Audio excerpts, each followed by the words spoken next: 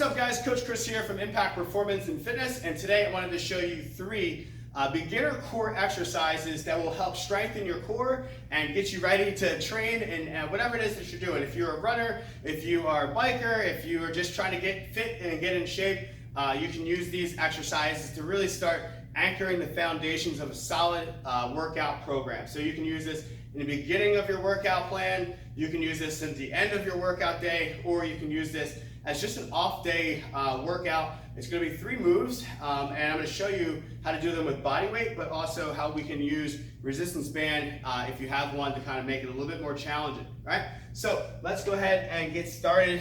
So we're going to go into what we call our bird dog, all right? So I love the bird dog, but I know that a lot of times when we do a bird dog, and if you don't know what a bird dog is, it's when we take our hand and we go into this opposite pattern. Now what happens a lot of times when we do this exercise is that we get a lot of this happening where it's just people kind of throwing the arms up and we kind of just get a lot of momentum in there. Yeah, I can still feel a little bit of core, but a lot of times that momentum takes away from this exercise, and this is a great exercise when you really break it down by the foundations and just do a step-by-step approach. So the first step that we want to do is we want to talk about our position. So we want to kind of press those hands into the ground, all right? And then from here, we want to think about the toes being tucked under. If they don't feel comfortable there, that's fine. We can kind of drop them down. But from here, what we want to do is we want to think about kicking this back leg back, right? So this back leg is going to go back and straight. We don't want the toe facing this way. We want that toe facing down and the leg straight, and then we're firing that glute. Now at the same time, we're going to take this hand out in front. So together that would look like this, boom, and then we're going to push through the floor with this hand, all right, bam, and then we bring it back down. Now we take it to the other side, kick, push, kind of like Lupe Fiasco, right? You can actually sing that if you're a fan, kick, push, right? So we want to press through and create that tension in the core. We don't want to kind of rush through that. So in some of my advanced students, we may pause that for a 2-second hold or a 3-second hold. We may work one side, right? 1, 2, 3, bring it down, take it back up, and just stay on that side, kind of working to more fatigue. Another way that we can add some challenge to that is to take it, slip a band like this through your thumb, loop it around your foot, and now we get into that pattern and we want to still press into the floor, and then boom. So now we get a little hamstring action going on, a little glute kickback, a little overhead press. So we got a lot of things going, still working that core, right? That anti-rotational movement. So we're still there, but now we're adding resistance on the front and back end of that, just making that a little bit more challenging. So you would do one side, and then you would switch it to the other side. Now, the next exercise, one of my favorites, is going to be the body hollow hold. So most people do a lot of planking. We've had videos in the past on planks and how to do them right, but a lot of times planks are very easy to kind of cheat your way through. So what I find is, as a beginner, when I put them in a body hollow hold, it's very hard to cheat that position once you teach them some of the basic foundations. So what are those foundations, right?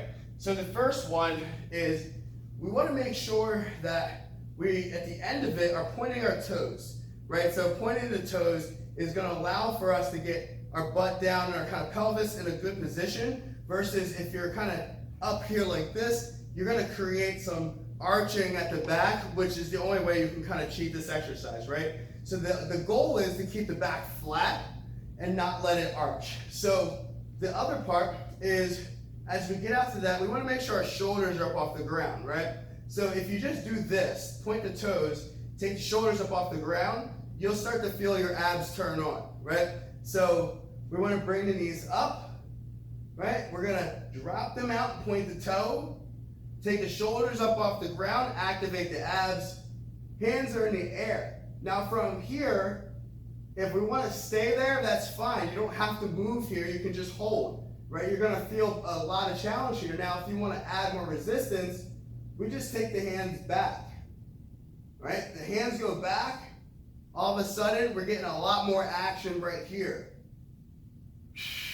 You breathe, and then you come down. So we might do those 20 seconds, 30 seconds for a hold. All right, so if we want to add more resistance to that, right, we can put a dumbbell in the hand, a plate in the hand, we can use a kettlebell, but one of the most simple ways is to just kind of work on some other stabilizers, which we don't really work on, which is our shoulders, right? So we do everything the same.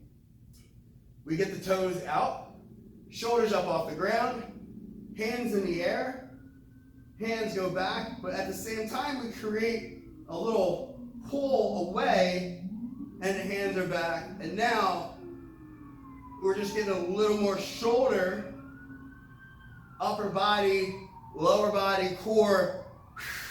Kind of everything is being kind of challenged there on that exercise. So like I said, it's very easy to do. There's a lot of different levels in that little sequence. And then the best part is that it's really hard to cheat that exercise. All right, so the last one would be the half get up.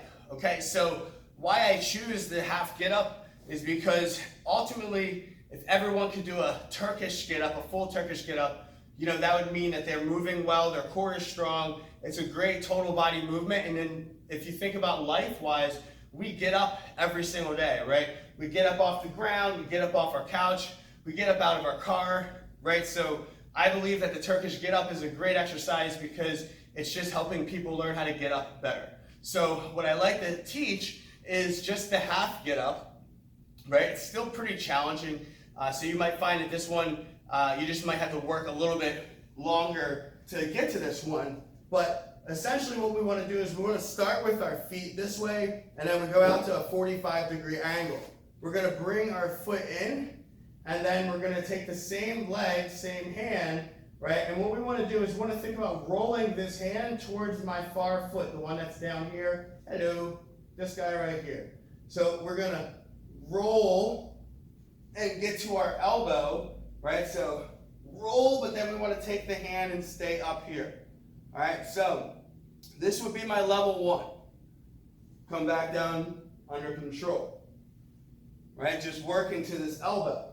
My level two from this exercise, I would come here and then I would work on this backhand press.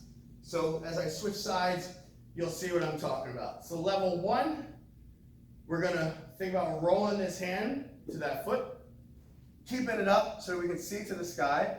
And this is level one. We got a good bent elbow position, hand is sturdy on the ground. And then I gotta come back, and this is where it's gonna be challenging because your abs are really gonna work hard as you lower yourself down to the ground. All right, now from here, if I wanna go level two, I stay here, head's pointed. Now I press into the ground, right? And that's gonna give me a good sturdy position here at the shoulder.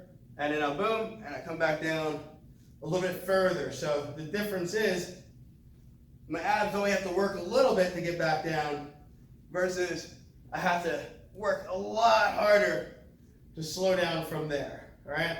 So that one, we're not gonna add a band to that one. A great way to start really would be taking a shoe just like this, right? And just working on keeping the shoe up. So come here, and we come down. If you want to get up, you come to here, and just like that. All right? Courtesy of my shoe today, helping you get your core strong. I hope you guys enjoyed those 3 exercises. Give it a thumbs up. Let me know which one you want to do. If you have any questions on any of them, feel free to leave a comment. Thank you guys for checking out this video, and I hope you enjoyed it, and I hope you come back for more. So make sure that you like, subscribe, do all that, whatever stuff, so that way you get a notification when we send out another video. Hope you have a great week, and I'll see you on the next video. Boom!